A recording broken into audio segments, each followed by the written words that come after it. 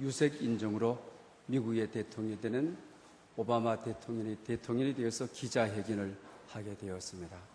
딸에게 강아지를 선물하겠다고 했는데 어떤 강아지를 선물하겠느냐는 기자들의 질문을 받게 됩니다. 그러면서 대답하기를 자기의 딸이 알레르기가 있다고 하는 것입니다. 알레르기에 관계가 없는 개야 되겠다. 그 다음에 두 번째로는 자기의 딸이 좋아하는 것은 아주 좋은 샵에 가서 강아지를 사오는 것이 아니고 유기견 보호소에 가서 강아지를 입양시키는 것이라고 하였습니다. 그러면서 기자들을 향해서 나 같은 잡종 개가 유기견 보호소에는 많겠지요. 이럽니다. 자기 자신도 버림을 받고 그 다음에 또 주인이 없는 가운데서 자랐습니다. 그러면서 유기견 보호소에 가게 되게 되면 주인을 잃어버렸거나 주인에게 버림받은 개가 있을 것이다. 그러면서 Much like me, 나같이 이 버려진 개가 유기견 보호소에도 많겠죠. 이러니까 기자석에서 막 웃고 참모들이 웃고 난리인 것입니다. 그러나 이것은 우리가 가만히 뜯어보게 되게 되면 웃을 만한 일은 아니라고 하는 사실입니다. 유기견 보호소에서 개를 데리고 오겠다라고 하는 것은 자기의 삶의 상징적으로 데리고 오는 그런 아픔적 이야기죠. 그래서 우리가 성령의 사람은 이렇게 아픔을 이해하고 또 아픔을 같이 나누는 것입니다. 특별히 오늘 성령 세례와 우리 성령 충만에 대해서 여러분에게 말씀을 드리려고 합니다. 여러분들은 크리스찬이라고 했을 때 어떤 사람을 크리스찬이라고 하는 것입니까? 여러 가지로 우리가 이야기를 할 수가 있습니다. 특별히 로마서 8장 9절에 보게 되면 누구든지 그리스도의 영이 없으면 그리스도의 사람이 아니니라고 하였습니다. 그리스도의 영은 성령님을 말하는 것입니다. 성령님을 받았느냐 안 받았느냐가 그리스도인의 기준이라고 하는 것을 가르쳐주고 있는 것을 보게 됩니다. 그러나 우리나라에서는 이 성령 문제가 많은 혼란을 겪어왔고 또 오해를 가져왔음을 우리가 알고 있습니다. 또 여러분에게도 믿느냐 또는 성령 받았느냐 거듭났느냐 매달 며칠 날 하나님의 자녀로 거듭났느냐 이렇게 말하게 되면 글쎄요 10년 20년 믿는 분들도 어쩔 줄 몰라 하고 꼬리를 내리는 경우가 많이 있는 것을 우리가 보게 된다고 하는 사실입니다. 또 설교를 하다가도 우리 한국교회가 습관적으로 믿습니까? 하면 아멘 합니다. 그 다음 뭘 믿어? 하게 되면 한마디도 못하게 되는 경우가 우리가 참 많이 있지 않습니까? 그러나 우리가 성령을 이해하기 위해서는 성경의 한 세 군데만 잘 읽어보아도 성령님이 누구신가를 잘 알 수가 있습니다. 특별히 우리가 요한복음 14장에서 17장은 우리가 성령님이 누구신가에 대해서 잘 가르쳐주고 있습니다. 그 다음에 또 우리가 성령님은 어떤 일을 하시는가 로마서 8장을 읽어보면 잘 알 수가 있습니다. 또 우리가 고린도전서 12장부터 16장까지 읽으면 내가 성령 받은 사람인가 안 받은 사람인가 또 성령 세례는 무엇을 의미하는가 또 성령의 은사는 어떤 것들이 있는가를 분명히 가르쳐주고 있는 것을 봅니다. 특별히 우리가 성령님에 대하여 혼란이 많은 이 시대에 내가 성령 받았는가 안 받았는가는 확실히 알고 또 성령 세례와 성령 충만의 차이는 어디에 있는지 여러분들이 분명히 알 수 있는 여러분 될 수 있기를 바랍니다. 특별히 고린도전서 12장 3절에는 그러므로 내가 너희에게 알리노니 하나님의 영으로 말하는 자는 누구든지 예수를 저주할 자라 하지 아니하고 또 성령으로 아니하고는 누구든지 예수를 주시라 할 수 없느니라. 성경은 이렇게 말하고 있는 것을 보게 되는 것입니다. 그러면서 앞에 그러므로라고 말합니다. 우리 기독교는 그러므로의 종교이고 그러므로의 신앙인 것입니다. 불교에는 그러므로, 유교에는 그러므로라고 하는 이런 말이 없다고 하는 것입니다. 우리 기독교에서는 우리가 로마서를 읽거나 에베소서를 읽거나 바울서신을 읽을 때 끝에 가서 윤리적인 이야기를 하면서 반드시 그러므로 앞에는 반드시 신앙적인 요소가 있다고 하는 것입니다. 우리가 신앙을 고백해야 될 중요한 요소가 있다고 하는 것입니다. 그래서 오늘 본문에도 그러므로, 이 말은 예수 그리스도께서 너의 죄를 위하여 죽으셨으므로, 그러므로 예수 그리스도께서 너가 받아야 될 형벌을 대신 받고 십자가에 죽으셨다, 그러므로, 이 말입니다. 또 예수님께서 너에게 영원한 생명을 주시기 위하여 부활하셨다, 그러므로 성령을 보내셔서 너를 거듭나게 하고 하나님의 말씀을 깨닫게 하고 하나님의 말씀으로 성장케 하신다, 이렇게 가르쳐 주게 되는 것입니다. 그래서 우리가 기독교의 신앙을 그러므로라고 하는 신앙입니다. 그러면서 또 하나님의 영으로 말하는 자는, 하나님의 영은 우리가 성령님을 말하는 것이 아닙니까? 그래서 성령님을 하나님의 영이다, 그리스도의 영이다, 이렇게 말하는 것입니다. 그러면서 다시 성령으로 말미암지 않고는 누구든지 그리스도를 주시라 할 수 없느니라, 이렇게 말하고 있습니다. 자, 여러분이 앞에서 그러므로라고 했습니다. 그리고 우리 로마서 우리가 10장에서도 마음으로 믿어 의에 이룬다, 입으로 시인하여 구원에 이룬다고 하였습니다. 예수님께서 내 죄를 위하여 죽으신, 내 죄를 해결하실 영혼의 주인으로 나는 믿습니다.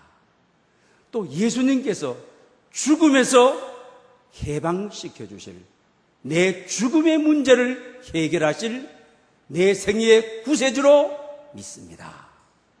또 예수님께서 우리가 마지막 심판대 앞에 서게 될 때에 심판에서 나를 건져주실, 구원해주실 주님으로 믿습니다. 이걸 우리가 세례받을 때, 아니면 여러분 마음으로 믿어 입으로 시인하게 되게 되면 성령으로 말미암아야 예수님을 주라고 할 수 있다. 성령으로 말씀하지 아니하고는 성령님을 주라 할 수 없느니라. 예수님을 죄와 죽음과 심판에서 나를 건져주실 구세주다, 주님입니다, 나는 이 사실을 믿습니다 라고 했다면 여러분들은 성령을 받은 사람이라고 하는 것입니다. 감정의 관계가 없이 어느 날 꿈속에 내게 슬그머니 찾아오셔서 나를 두드리고 말씀하지 않아도 성경은 분명히, 하나님의 말씀은 분명히 성령 받았다, 이 성령 받았다라고 하는 것은 거듭났다, 중생되었다, 하나님의 자녀가 되었다라고 하는 의미인 것입니다. 그러므로 우리가 누가 뭐라고 해도 너 거듭났어? 너 중생했어? 하나님의 자녀 됐어? 너 몇월 며칠 날 구원받아서? 어떤 질문의 관계가 없이 예수님이 내 죄를 위하여 죽으셨다고 믿는다고 한다면 성령으로 말미암아 되어진 일이다, 거듭났다, 하나님 자녀 됐다, 이런 확신을 여러분들이 가질 수가 있어야 된다고 하는 사실입니다. 어머니 기도원을 갔습니다. 근데 기도원 집회를 하게 되는데 그 부흥 강사님이 성령님에 대해서 아주 예민한 분이었습니다. 성령 집회를 하고 있었습니다. 그러면서 하시는 말씀이, 여러분 방언 못하는 분들 손을 들어보십시오. 방언을 못하게 되면 구원을 받지 못한 것입니다. 그러니 이번 집회에 참여하신 여러분들은 목숨을 걸고 방언을 받아 거듭나고 중생하시기를 바랍니다, 이랍니다. 그 여자 이 성도가 이웃집 아주머니를 데리고 같이 기도를 갔는데 이 말을 듣고 난 정말 목숨 걸고 이번 집회에 방언을 받아야 되겠다 그런 생각을 하고 첫 시간부터 정말 회개하고 또 옛날에 기억나지 않는 죄까지도 짜내서 회개를 하고 또 생각나지 않는 죄까지도 생각나게 해달라고 하면서 기도를 합니다. 근데 같이 갔던 이웃집 아주머니는 첫날부터 첫 집회, 저녁 집회부터 방안이 터져가지고 랄랄랄랄랄라 하는데 자기는 힘쓰고 애써도 안 되는 거예요. 그 마지막 금식까지만 하면서 하는데 마지막 시간까지 방언이 터지질 않는 겁니다. 그래서 실쭉해가지고 교회에 와가지고 목사님 나는 구원을 받지 못했는가 봐요. 이러더라고 하는 것입니다. 사랑하는 여러분, 방언을 받았느냐, 입신을 했느냐, 뜨거움인 불세례를 받았느냐, 이거는 성령을 받았느냐 안 받았느냐와 상관이 없는 것입니다. 성경이 방언이 구원의 조건이라고 하는 것이 어느 한 군데도 없습니다. 다만 예수를 구주로 고백하는 것은 성령으로 말미암아 된다라고 하는 확실한 하나님의 말씀이 있습니다. 입신을 해야 구원을 얻는다. 불세례를 받아야 구원을 얻는다. 이것은 내가복음입니다. 내가복음이란 말은 마가복음에도 없고 마태복음에도 없고 누가복음에도 없는데 내가 마음대로 가르치는 말씀을 가르쳐서 내가복음이라고 이렇게 말을 하게 되는 것입니다. 그것은 내가복음일지는 모르나 하나님의 말씀은 어느 복음서에서도 그렇게 이야기하지 않고 있다는 사실입니다. 그러므로 여러분들은 성령 세례와 성령 받았다고 하는 것을 혼돈하면 안 됩니다. 이 모든 용어들은 거듭났다, 중생했다, 하나님의 자녀가 됐다와 밀접한 관계가 있는 것입니다. 그래서 예수님을 나의 구주, 나의 하나님, 나의 죄로부터 죄의 문제를 해결하신 주님, 나의 인생 말미에 죽음의 문제를 해결하신 주여, 나의 영혼이라고 하는 영혼의 문제에 해답이 되시는 주여, 내 인생의 구세주여, 이렇게 고백했다면 여러분은 성령 세례를 받으신 것입니다. 성령을 받은 것입니다. 거듭났습니다. 하나님의 자녀가 되었습니다. 이것은 바울이 고린도전서 3장 2절을 통하여 분명히 말씀하시는 하나님의 말씀이므로 절대로 하나님의 말씀은 우리를 실망시키거나 그 말씀이 실현이 될 수가 없다라고 하는 사실입니다. 그 다음에 이제 우리가 생각해야 될 것이 성령 충만이라고 하는 것입니다. 많은 분들이 나는 성령 충만하지 못하니까 난 성령 세례를 받지 못했는가 봐요. 이렇게 혼란하는 경우가 많이 여러분 있습니다. 성령 충만하고 성령 세례는 다른 것입니다. 성령 세례는 믿는 자에게 예수 그리스도를 구주로 고백하는 자에게 거저 주시는 하나님의 선물입니다. 그러나 성령 충만은 그래서 우리가 성경에 성령 충만을 받으라 명령으로 되어 있습니다. 그러므로 우리가 힘써야 되는 겁니다. 애써야 되는 것입니다. 성령 세례는 거듭나는 것 아닙니까? 하나님의 자녀로 새로 태어나는 겁니다. 그 아이가 새로 태어나게 되면 사람은 사람인데 뭐라고 하는 겁니까? 어린 아이라고 합니다. 그러나 충만이라고 하는 것은 어떻습니까? 자꾸 자라야 돼. 어린 아이가 자라가는 성숙인 것입니다. 그래서 우리가 에베소서 1장 1절에도 만물의 충만 가운데 충만이다. 교회가 또 우리 주님이 그러시다고 말하지 않습니까? 주님은 그야말로 충만이신데 우리가 그 충만을 따라서 또 에베소서 3장 4절에도 그런 말씀을 하죠. 그에게까지 자랄지니라. 어린 아이로 성령 세례는 금방 어린 나이로 태어난 겁니다. 어린 나이는 그냥 성장이 지체되려 보면 고착이라, 교육학에서 고착이라 그러지 않습니까? 정말 고착이라고 하는 것이 정말 무서운 것입니다. 어른들도 여러분 성장하다가 고착이 되어버리게 되면 그 키를 그대로 가지고 노화되어 버리지 않습니까? 이 고착이라고 하는 것이 정말 무서운 거죠. 충만이라고 하는 것은 계속 예수님 그에게까지, 그의 장성한 분량에까지 우리의 성장이 충만해 가는 것을 충만이라, 이렇게 우리가 말을 하는 것입니다. 그러므로 충만은 우리 인간에게 있어서의 노력도 필요합니다. 힘쓰고 애써야 되는 것입니다. 또 뿐만 아니라 많은 분들이 세례받은 후에 성령 충만의 자리로 나가게 하기 위해서는, 어느 분들은 정말 새벽 기도에서부터 철야에부터 다 참여해서 충만함이 빨리 되는 경우도 있습니다. 그러나 이것이 금방 되는 것은 어린아이가 금방 60되고 70되는 노인의 이야기를 쓰고 언어를 쓴다면 얼마나 징그럽겠습니까? 충만에는 반드시 세월이 필요하다고 하는, 신앙의 경륜이 필요하다고 하는 사실을 우리에게 가르쳐 주게 되는 겁니다. 그리고 충만해가는 과정에 있어서는 가장 중요한 것이, 오늘도 우리 예배를 통하여 말씀이 있습니다. 말씀의 영양분을 받아야, 양식을 받아야, 여기에 또 기도가 있습니다. 예배는 기도가 빠지지 않잖아요. 영혼의 대화라고 하는, 하나님과 동행이라고 하는 기도가 있어요. 그 다음에 우리 찬양이 있잖아요. 곡조 있는 기도로 하나님을 영화롭게 하고, 새 노래로 하나님을 찬양하고 송축하는 것들이, 그리고 우리가 교회 안팎에서 또 봉사함으로, 이런 요소들을 통해서 우리는 성장하게 되는 것입니다.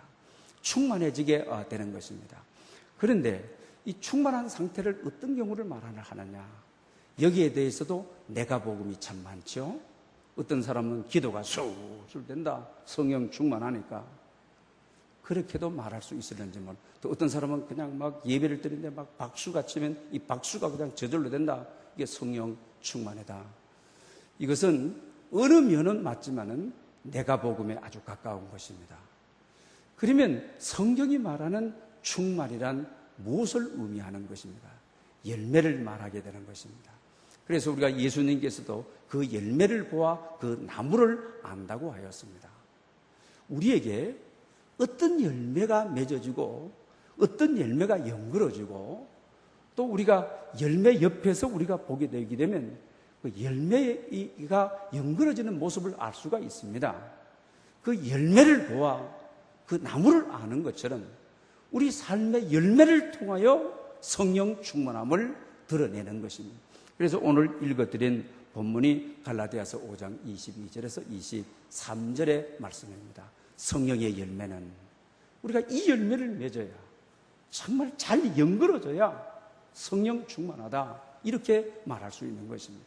그러면서 인간에 대해서 3가지, 그 다음 또 자기 자신에 대해서, 또 인간관계에 대해서 3가지, 하나님에 대해서 3가지씩 9가지 열매를 말하고 있는 것을 보게 됩니다. 먼저 그 첫 번째가 사랑과 희락과 화평이다. 개인적으로 임재하는 것이죠. 그 다음에 관계 속에서 자비와 오래 참음과 자비와 양선이다. 하나님과의 관계에서 충성과 온유와 절제다. 이와 같은 것을 금지할 법이 없느니라. 성령 세례를 받고 이제 성령의 어린 아이로 거듭나서 우리가 9가지 열매를 맺어가야만 하는데, 그 첫 번째가 사랑이라고 하는 것입니다. 성령의 열매는 사랑으로부터 시작됩니다. 그러나 고린도전서 12장에 보게 되게 되면 은사에 대한 이야기가 지혜로부터 시작되어서 13장에 가서 사랑으로 끝나지 않습니까? 그 중에 제일은, 그 중에 으뜸은 사랑이니라, 이렇게 말하고 있습니다. 그러니 사랑이 알파와 오메가라는 것입니다. 사랑이 목적이고 동기라고 하는 것입니다.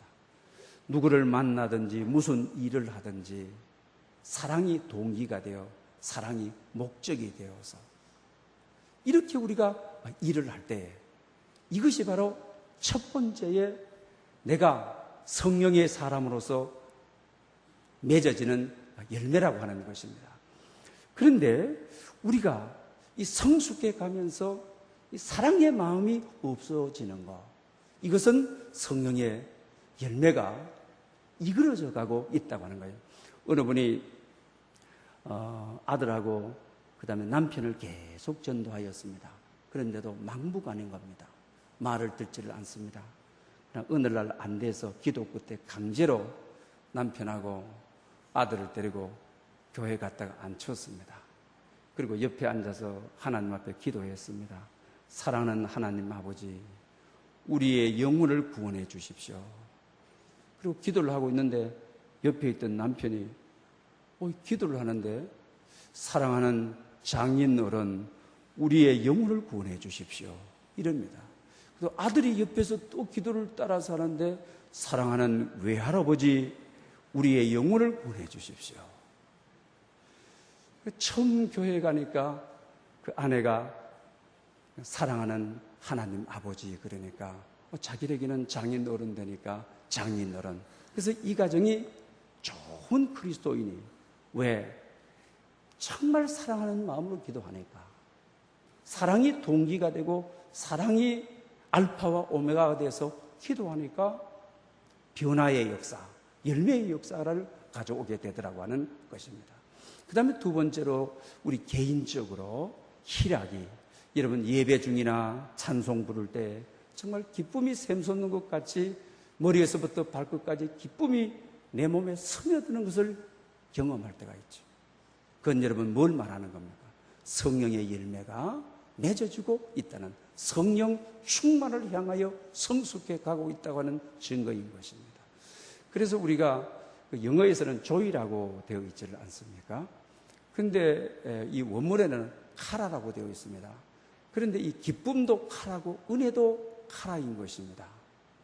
은혜 받았느냐? 결국은 기쁨이 있느냐라고 하는 것입니다. 그러므로 우리가 여러분 결론적으로는 오늘 이 희락이라고 하는 이 기쁨은 뭘 의미하는 것입니까? 우리의 삶이든 모든 예배든 기쁨이 있어야 된다라고 하는 사실입니다. 오늘 예배하는 현장에 여러분 억지로 나와가지고 또 이 예배하는 현장에 지옥에서 출장 온 사람같이 온갖 인상 다 쓰고 찌그러진 얼굴로 예배하는 것이 아니고, 성령의 열매는 기쁨이라고 하는 것입니다. 은혜라고는 카라라고 하는 것입니다.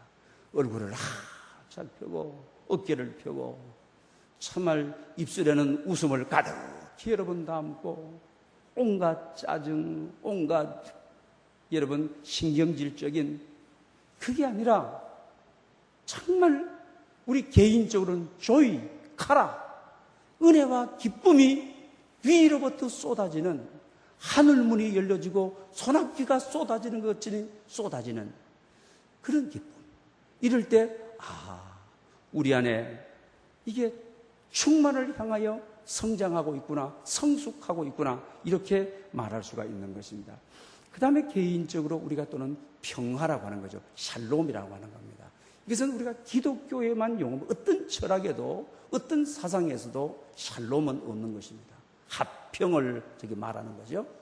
그런데 이 합평, 샬롬은 어디서부터 오느냐? 성경은 두 가지를 이야기하고 있습니다. 예수를 믿어 우리의 죄의 문제, 죽음의 문제가 해결되었습니다. 심판의 문제가 해결된 것입니다. 여러분 얼마나 놀랍고 큰 일입니까? 그렇게 그러니 위로부터 오는 평화, 위로부터 오는 평화. 근데 이 평화가 우리 머리에서부터 발끝까지 우리를 사로잡는 것입니다. 우리의 영혼을 사로잡는 것입니다. 내가 맞아야 될 매를 대신 맞아주면, 또 남자 형제로 크다가 형님이 동생을 위하여 야단을 대신 맞아줄 때에 그 평화가 경험해보지 않았습니까? 그러나 그 정도가 아닌 것입니다. 죽어야 될 우리를 위하여 대신 죽어주신 분, 우리를 위하여 대신 형벌을 받아주신 분, 얼마나 놀라운 평화입니까? 얼마나 큰 평화인 겁니까? 그 다음에 우리가 관계 속에서라고 하는 사실입니다. 관계 속에서도 그렇잖아요. 저번 옆에 앉게 되게 되면 은혜가 떨어진다, 기도가 안 된다. 우리가 이 부딪히는, 비호하는 관계가 다 무너져야 이게 다 없어지고 제거되어야 내 안에 위로부터 내려오는 평화가 우리를 사로잡게 되는 것입니다. 그 다음에 우리가 이제는 대인관계 속에서 이루어지는 오늘 그 열매들인 것을 말하고 있는 것을 우리가 보게 됩니다. 그것이 먼저 오래 참음이라고 하는 것이죠. 여러분, 예수 믿고 나게 되면 만사의 박자가 착착 맞는 것처럼 잘 돌아간다. 뭐 가정도 잘 되고 영혼도 잘 되고 사업도 잘 되고, 그래서 우리나라에 3박자의 축복이다, 5박자의 축복이다, 뭐 7박자의 축복이다, 이런 이야기 많이 들어보셨죠. 그래서 우리 3박자, 영혼이 잘 된 같이 범사가 잘 되고 강건하기를 원하노라, 이것이 3박자의 축복으로부터 시작되었습니다. 예수 믿고 나게 되면 정말 박자가 우리가 손뼉을 치는 것 같이 착착착착 맞아서 잘 돌아간다. 그렇습니까, 여러분? 그러나 오래 참음이라고 하는 이 성령 충만의 이 열매는 사실 그게 아닙니다. 성경은 그렇게 가르쳐주고 있지를 않습니다. 예수 믿고 나게 되면 환난이 더 클 수가 있습니다. 어려움이 더 클 수가 있습니다. 더 잘 믿어보려고 하면 시험이 더 놀랍고 크게 찾아올 수가 여러분 있는 것입니다.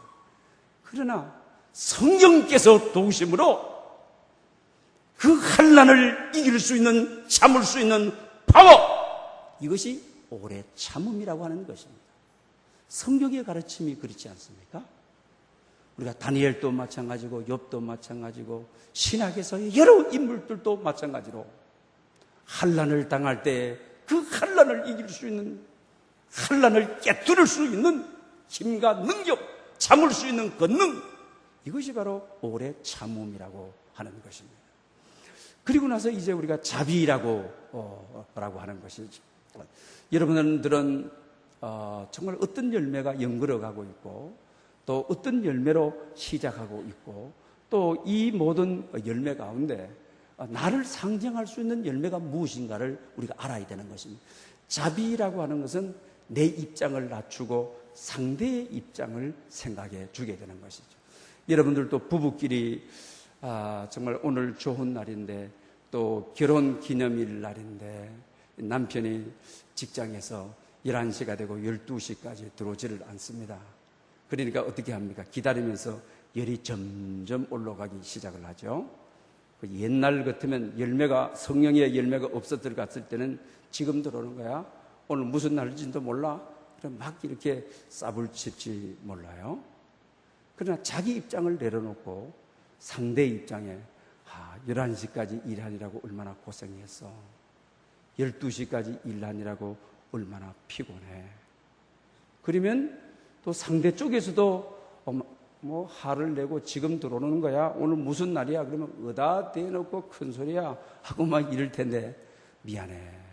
너무 늦어서 미안해. 기다리라고 고생했지. 이렇게 되는 거죠. 이것이 바로 상대의 입장을 헤아려주는 역지사지의 입장에 있는 것이 바로 자비라고 하는 것입니다. 그 다음에 이제 이 양선이라고 하는 것입니다. 양선은 우리 가출한 아들을 기다리는 부모들의 마음이 참 아플 때가 많이 있죠.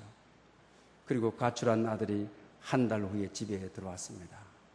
그러면 당장에 옆방으로 갖다 놓고 가꾸 못 갖다 놓고 협박하고 뭘 가고 뭐 들어치는 흉내도 하고 그럴 수가 여러분 있습니다.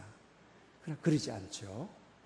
어떻게 식탁으로 오라고, 그러면서 못 먹어서 얼마나 고생했느냐고, 이 반찬도 먹으라고 저 반찬도 먹으라고, 오히려 이 가출한 아들의 허물을 한 번도 언급하지 않고 그냥 덮어버리고 잊어버리고 선을 도모하는, 도리어 잘해주는, 그랬더니 그의 행실을 버려버리고 다시는 가출하지 않고, 그가 끊어야 될 것을 끊어버리고 잘라야 될 것을 잘라버리고 이별해야 될 것을 이별해버리고 새 사람으로 서도록 하는, 이것이 바로 양선이라고 하는 저게 사실입니다.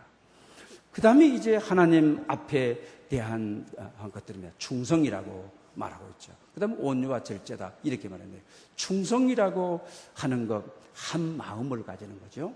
좌로나 우로나 치우치지 않고 온전히 외길을 가는 것을 말하죠. 일반적으로 우리가 교회에서 정말 이게 흔들리는 경우가 참 많습니다. 어떤 결정이나 또는 어떤 사람의 선택되어졌을 때 성가대 하다가 아이 나는 성가대 안 할래. 교사 일 하다가 아이 나는 교사 일 안 할래. 충성은 그렇지 않습니다. 어떤 일이 있어도 어떤 환난이 있어도 내게 불이익이 있어도 주의 진리를 잘 견고하게 떠받들고 비가 오나 눈이 오나 풍랑이 치나 눈보라가 치나 그 일을 성실히 주님을 위하여 주의 영광을 위하여 주의 몸인 교회를 위하여 잘 자기 몫에 해당되는 자기 십자가를 지고 묵묵히 앞만 보고 나가는 좌로 가고 우로 가고 툭 하면 안 할래요 못 할래요 안 할래요 못 할래요 이렇게 하지 아니하고 여러분들도 직장 생활에 여러분들이 사업장의 사업의 장으로 있어 보십시오. 누가 충성스러운가가 분명히 드러나지 않습니까? 어려울 때 꿋꿋이 자기의 몫을 해주는 사람. 그냥 어려움이 오게 오면 그냥 막 흔들려고 하던 일도 막 안 한다 그러고 막 난리북석이 있는 거죠.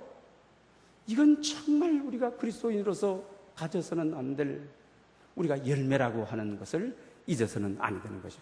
그 다음에 온유라고 하는 것은 컨트롤 또 파워라고 우리가 되어 있지 않습니까? 절제되는 힘이라고 하는 것이죠. 대부분 우리가 어떻습니까?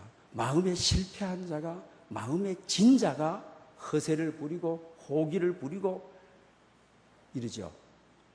그래서 이미 어떻게 되냐면 마음에 충실한 자가, 마음에 진실을 가진 자가 호기 부릴 필요가 없습니다. 허세 부릴 필요 없습니다. 왜? 마음의 내용을 가지고 있으니까요. 마음의 진실을 가지고 있으니까요.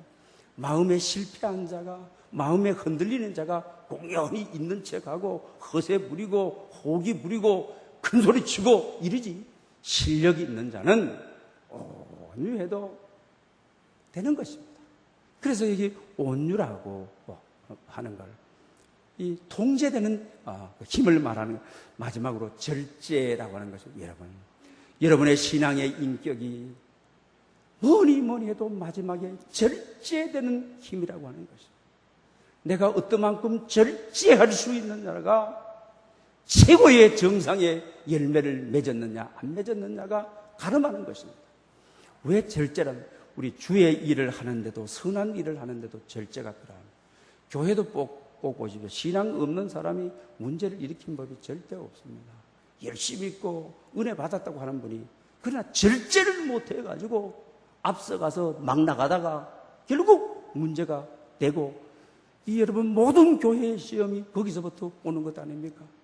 그러나 절제, 하나님의 일에도 절제가 필요하고 기도도 때로는 절제가 필요하고, 여러분 처음 은혜 받아가지고 장로님 가운데 돼가지고 방언 받았다고 와서 대중 기도 앞에서 따따라라라 룰루루루 하고, 이거 절제하지 못해서 이게 얼마나 우리의 이야기만 뿐만 아니고 성경에 보면 고린도 교회가 그러지 않았습니까? 선한 일이라도 좋은 것이라도 더욱 절제가 성령의 은사 가운데, 은혜 가운데 절정에 이루는 가장 은혜라고 하는 것입니다.